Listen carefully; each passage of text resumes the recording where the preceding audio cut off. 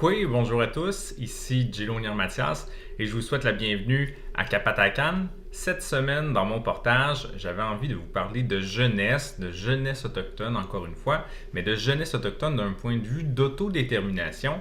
Je ne sais pas si vous avez vu passer la nouvelle la semaine dernière, mais la communauté d'Obidjouan, une communauté atikamekw, a adopté donc sa loi de la protection sociale atikamekw d'Obidjouan. Et en fait, cette loi-là, elle découle de la loi C-92, qui est une loi fédérale qui permet maintenant aux communautés autochtones de se doter de leur propre loi, donc de leur propre système de protection de la jeunesse. Donc ça, c'est clairement une avancée vers l'autodétermination des Premières Nations, puisque la communauté d'Obidjouan, tout comme d'autres communautés sont en train de le faire au Québec et au Canada, mais sont en train de développer leur propre système de protection de la jeunesse, donc qui soit adapté, culturellement adapté en plus, donc à leur communauté, à leur nation.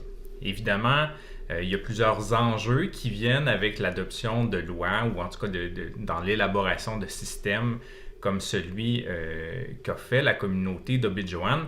Et un des premiers enjeux, c'est celui de la portée. Donc la portée, pour faire simple, il y a des lois au Québec, au Canada, un peu partout dans le monde, qui ont différents types de portée. Donc, les deux principales sont surtout des lois à portée territoriale. Donc, ça veut dire que la loi s'applique sur un territoire donné et aux individus qui sont présents sur ce territoire-là.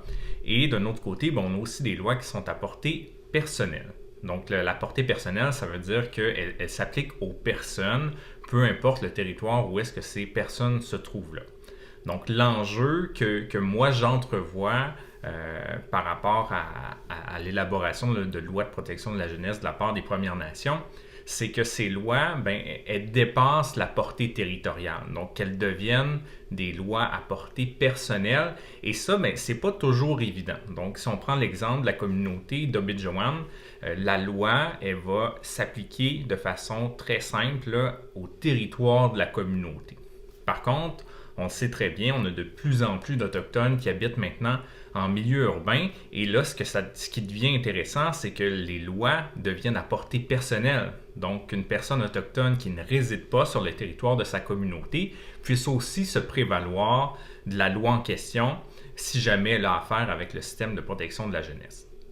Et évidemment, dans ce qui est le cas de la communauté d'Obidjouan, puis probablement que d'autres communautés vont essayer de faire la même chose, c'est de créer des ententes. Donc, dans le cas d'Obidjouan, ce qui se fait en ce moment, c'est qu'ils sont en négociation, sont en pourparlers avec des centres d'amitié autochtones pour peut-être avoir des intervenants qui puissent aller offrir des services à leurs membres qui habitent dans des milieux urbains.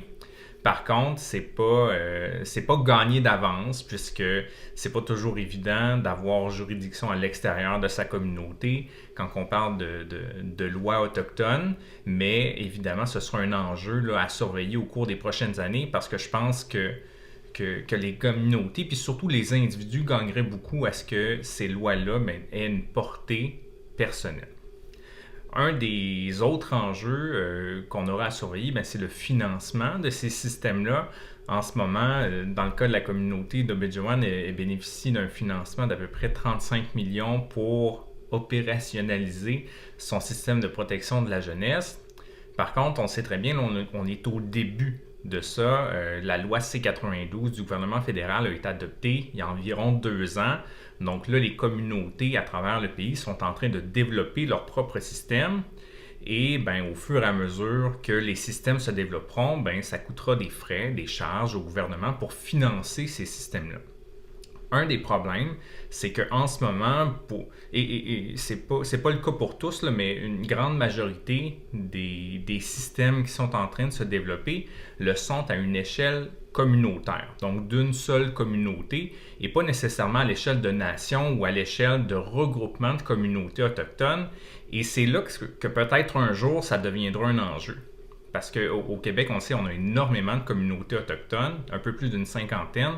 Et ça veut dire que, imaginez si chacune des communautés autochtones du Québec développait son propre système, ça génère des coûts quand même importants. Et ce qui devient intéressant, c'est quand il il y a des regroupements peut-être ou des alliances qui se font entre les différentes communautés ou entre les différentes nations pour offrir des services communs à l'ensemble de ces membres-là. Je pense des fois que la façon de fonctionner du gouvernement fédéral a peut-être eu pour effet de diviser parfois les communautés puis de faire en sorte qu'elles développaient des projets en silo, donc chacune pour soi. Par contre, je pense qu'on sent de plus en plus qu'il y a une volonté de la part des communautés des Premières Nations à travailler ensemble, entre autres pour couvrir peut-être les services qui pourraient être offerts en milieu urbain. Donc, je pense que là, ça pourrait être une belle avenue, une belle réflexion à avoir, parce qu'on sait, dans les centres urbains, bien, on a des individus, des autochtones qui émanent de différentes communautés. Donc, c'est là que ça devient intéressant de peut-être avoir des services communs pour les individus qui habitent en milieu urbain. Et finalement, bien, le dernier enjeu identifié, bien, c'est celui que, en ce moment, le gouvernement du Québec est en train de contester la validité de la loi C-92. Et ça pourrait être un enjeu parce qu'en ce moment, la loi n'est pas invalidée. Donc, en fait, ce que le gouvernement du Québec dit, c'est que la loi fédérale, elle empiète sur les compétences de la province. Donc, si un jour, donc une cour invalide la validité de la loi C-92, qu'est-ce qui adviendra des lois qui auront été élaborées par les communautés autochtones? Est-ce qu'on va tomber dans le néant? Est-ce que c'est le système de protection de la jeunesse du Québec qui va prendre le relais à ce moment-là? Donc, il y a beaucoup de questionnements. Qu'est-ce qui adviendra à ce moment-là? Et je pense que derrière ça, il y a une guerre d'ego, évidemment, entre le gouvernement provincial et le gouvernement fédéral.